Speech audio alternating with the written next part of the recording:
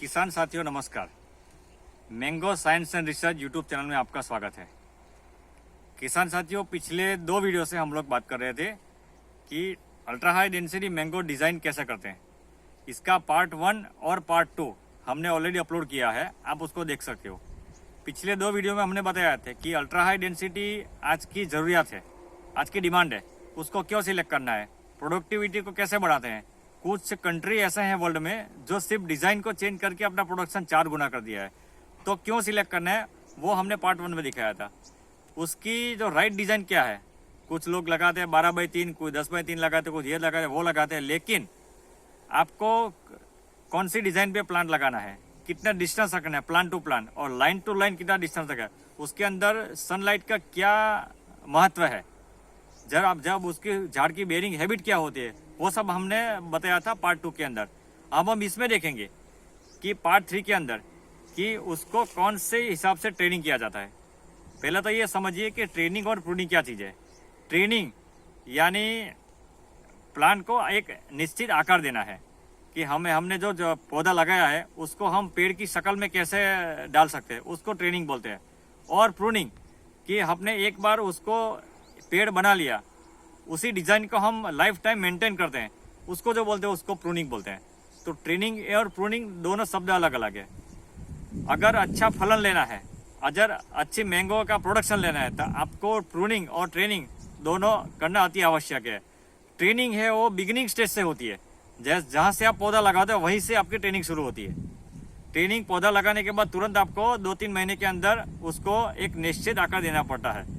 अगर आपने आपका आकार वो नहीं दिया, उसका शेप नहीं दिया, तो मैंगो का पेड़ अपने आप अलग अलग जगह में चला जाएगा। जैसे ये डाली उधर चला गया, उधर चला गया, आपको एक निश्चित तरीके से एक पेड़ की शक्ल में आपको पौधा नहीं मिलेगा, जिसका फलस्वरूप वो पेड़ अनबैलेंस हो सकता है, वो डैमेज हो सकता है, आपकी बेयरिंग में प्रॉब्लम आ सकता है।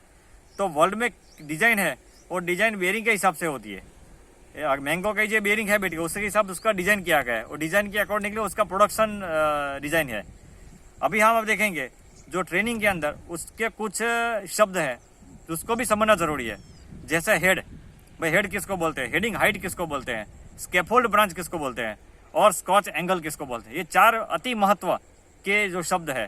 जैसे ये आपने देख रहे हो, ये जो हमारा है, ये इसको हम हेड बोलते हैं कि जहाँ से हमारी फर्स्ट ब्रांच स्टार्ट होती है, उसके नीचे का जो ट्रंक एरिया है, ट्रंक एरिया है, उसको हेड बोलते हैं। हाइट, ये हम जितनी हाइट तक ले जाते हैं, जैसे हमारे स्कैफोल्ड जो स्टार्ट होती है, वो ट्रंक की जो हाइट होती है उसको हेड हाइट बोला जाता है। बाद में ये जो ब्रांच होती है, ये स्कैफोल्डिंग ब्रांच होती है। ये तो हमें ट्रेनिंग कौन से टाइप से करनी चाहिए। अल्ट्रा हाई डेंसिटी मैंगो में जनरली ओपन लीडर और मॉडिफाइड ओपन लीडर 2 टाइप से हम पेड़ को ट्रेन कर सकते हैं। बाकी सेंट्रल लीडर सिस्टम आप नहीं कर सकते उसको। तो ये स्कैफोल्ड ब्रांच जो होती है वो 45 से 60 डिग्री के एंगल में आपको रखना है। अगर आप एंगल 45 से कम करोगे तो जाइलेम का फ्लो है वो बुरी तरह से अफेक्ट होगा, तो प्लांट का ग्रोथ अच्छा नहीं रहेगा, सनलाइट में आपको प्रॉब्लम हो सकता है। तो 45 से 60 डिग्री आपको स्कैफोल्ड ब्रांच आपको रखना है।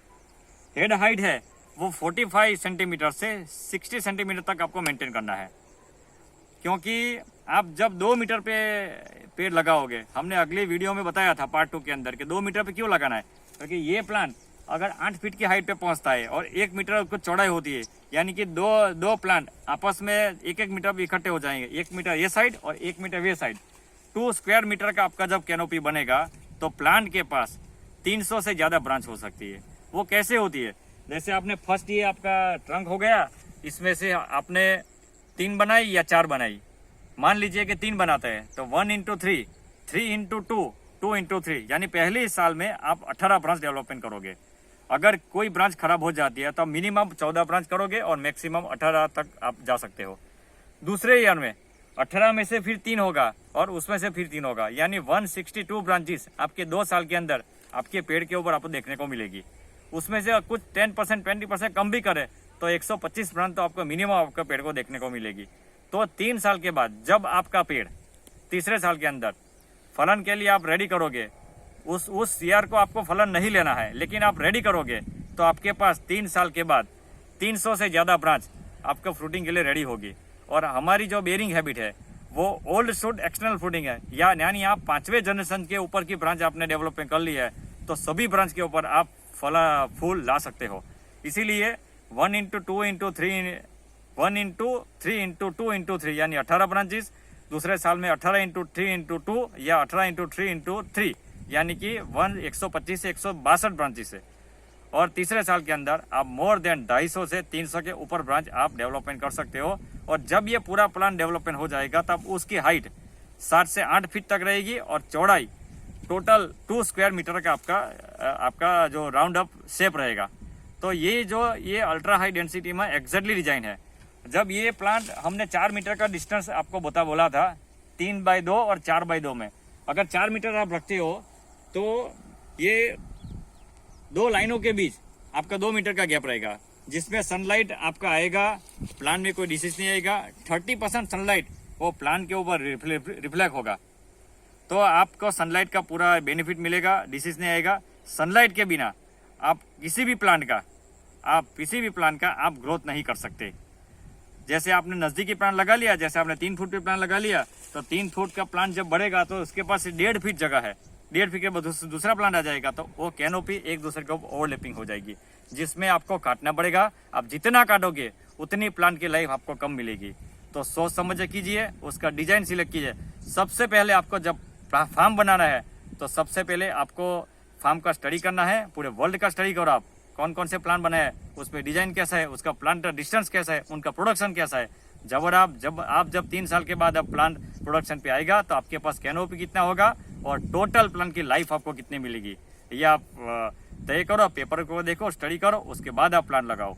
प्लांट के अंदर बहुत सारे कैनोपी के हॉर्टिकल्चर में पैरामीटर है, वो सब आपको ध्यान में रखने हैं।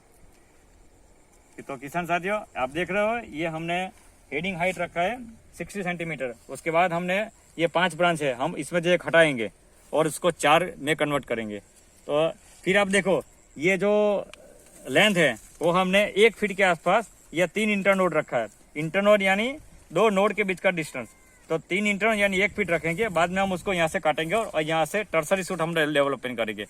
हमें वाटर सूट यहाँ पे नहीं रखना है कोई भी, ये भी आप ध्यान रखिए। और हमारा जो एंगल है ये 45 डिग्री हमको सेट करना है, तो हमारा कोई भी जाइलम और फ्लोएम दोनों बराबर मेंटेन रहेंगे। तो ये चीज़ हमारी कैनोपी डेवलपमेंट में आती है। हम लोग जितने भी फार्म का कंसल्टिंग करते हैं तो ये चीज़ हम अवश्य बताते हैं कि आपको कैनोपी रेडी करना है। जहाँ तक हमारे आदमी है वो सब प्रूनिंग तो हम लोग भी करते हैं, लेकिन ये चीज़ साइंटिफिकली आपको चेक करना है। हम लोग हमारे कस्टमर को ये बताते हैं कि भाई आप स्कैफोल्ड ब्रांच की कौन सी होती है, आपको कैनोपी कैसे बनाते हैं, उसका डिज़ाइन कैसे होता है। तो ये चीज़ आपको अल्ट्रा हाई डेंसिटी में बहुत इंपॉर्टेंट है। तो आज का ये हमारा वीडियो है अल्ट्रा हाई डेंसिटी पार्ट 3, उसको समझे और अपने फार्म में आगे बढ़े। धवल सिंह चौहान, हॉर्टिकल्चर डेवलपमेंट, भरूच।